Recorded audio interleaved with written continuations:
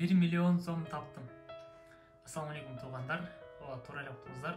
2022 жыл башталганда мен дагы башкалар сыяктуу болуп өзүмө алдыга максат койгон болчумун. Алардын эң алгачкысы эле бул Куран жаттоо болчу. Бирок ага жетпей калган себептен Куранды өз араб тилинде окуганды үйрөнө алдым туугандар.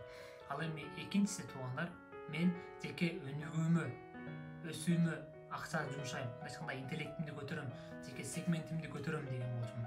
Ага дагы жетиштим. Иншалла 2022 жылы 70-80 миң сомдой акча жумшадым өзүмдүн жеке өнүгүүмө эле.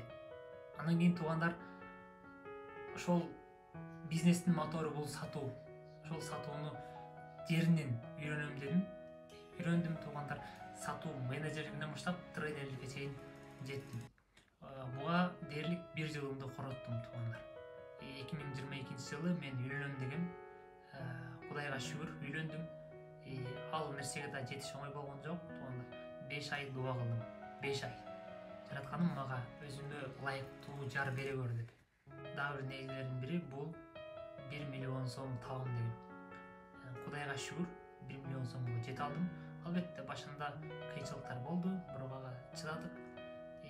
2 айда туугандар 2125 сом тапкан күндөрүм болгон. 2 айда бир айда 700 сом, бир айында 1375 сом тапкан күндөрүм болгон.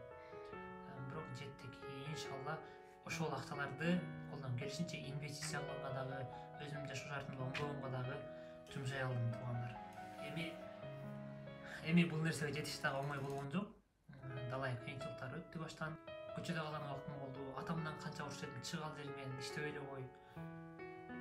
Карындаштарыман уруш жеген, ишке жаңы барганда ноутбугум бузулуп калганы, ооруп калганым айтор далай кыйынчылык болду, бирок өжөрлүк менен жетип бардым деп